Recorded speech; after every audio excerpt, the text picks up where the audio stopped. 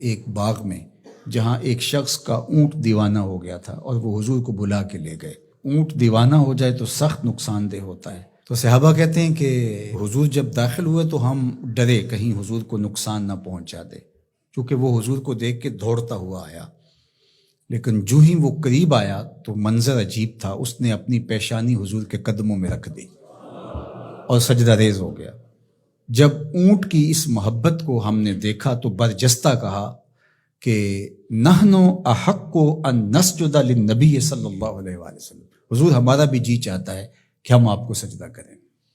تو جب آقا کریم علیہ الصلوۃ والسلام نے صحابہ کے اس مطالبے کو سنا تو فرمایا کہ اگر اللہ کے علاوہ کسی اور کے لیے سجدہ روا ہوتا تو میں بیوی کو حکم دیتا کہ وہ شوہر کو سجدہ کرے۔ تو اللہ کے علاوہ شریعت میں سجدہ کسی کو روا نہیں۔ سجدہ تعبدی جو عبادت کی نیت سے کیا جاتا ہے وہ تو کسی کو بھی جائز نہیں ہوا، کبھی بھی نہیں ہوا، کسی شریعت میں بھی نہیں ہوا، چونکہ شرک کی کبھی بھی اجازت نہیں ہوئی۔ لیکن جو سجدہ تعظیمی ہے وہ پچھلی شریعتوں میں جائز تھا، لیکن اس امت کے اندر اس کے بھی روک دیا گیا تاکہ اس کا راستہ ہی بند کر دیا جائے۔ ایاک نعبد و ایاک نستعین،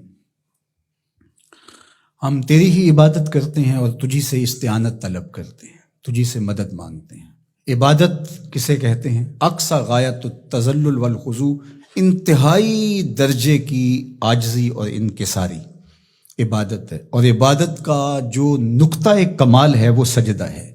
سجدے سے بڑھ کر عبادت کا کوئی روپ نہیں ہو سکتا، اور بندے کو سب سے زیادہ قربت رب کی سجدے میں ہی نصیب ہوتی ہے۔ تو ہماری عبادتیں اللہ کے لیے ہیں، اس لیے بندہ اس کے حضور کھڑے ہو کر کے عرض گزار ہوتا ہے کہ مالک میرا سر تیرے حضور جھکے گا۔ تو یہ جو تقدم ہے کا وہ اس لیے ہے تاکہ یہ حسر پیدا کر دیا جائے کہ ہماری پیشانی اللہ کے علاوہ کسی کے آگے نہیں جھکتی۔ اچھا، اب یہاں ایاک اعبد بھی تو ہو سکتا تھا، لیکن نعبد ہے، اس لیے کہ بندے کو یہ سکھایا گیا کہ اپنی عبادت پہ ناز نہ کرنا، اپنی عبادت کو صالحین کی عبادت کے ساتھ جوڑ کے پیش کر کہ مالک جس طرح تیرے بندوں کے سر تیرے حضور جھکے ہوئے ہیں، میرا سر بھی ان کے ساتھ تیرے حضور جھکا ہوا ہے، ان کی عبادت قبول کرے گا تو ٹوٹی پھوٹی شکستہ عبادت میری بھی قبول فرما لینا۔ اور پھر ارشاد فرمایا وَإِيَّاكَ نَسْتَعِينُ، اور ہم تیرے سے ہی استعانت طلب کرتے ہیں، تیرے سے ہی مدد مانگتے ہیں۔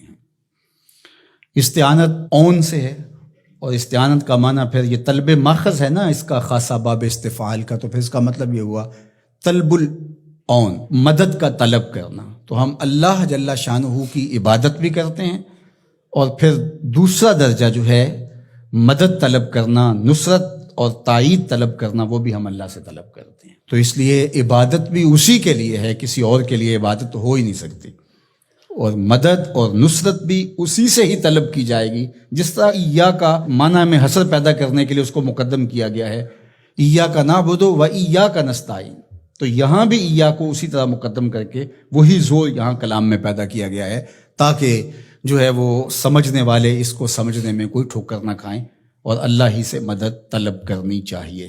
باقی مجازن اگر کسی سے آپ طلب کرتے ہیں مدد، تو آپ کے اعتقاد میں یہی ہوتا ہے کہ وہ اللہ کی دی ہوئی توفیق سے میری یہ مدد کر سکتا ہے۔ اگر ایسا ہو تو وہ اس کے زمرے میں نہیں آئے گی۔ ڈاکٹر سے دوا لینے جاتے ہیں تو شفا تو من جانب اللہ ہوتی ہے۔ یہاں آج کل جو ہے وہ نور بٹ رہا ہے، تو یہ کہا جائے کہ انہوں نے مجھے نور دے دیا، تو نور تو اللہ ہی دینے والا ہے، لیکن یہاں مجازی معنی ہوگا۔ تو اسی طرح صالحین سے، نیکوکاروں سے روحانی معاملات کے اندر جو استعانت طلب کی جاتی ہے تو وہ اسی معنی میں ہے۔ حقیقی معنی کے اندر جو ہے وہ استعانت اللہ تعالیٰ جل شانہ کی ہے۔ باقی رہی بات عبادت کی، تو عبادت تو کسی کی مجازن بھی نہیں ہو سکتی اور حقیقتاً بھی نہیں ہو سکتی سوائے اللہ کے۔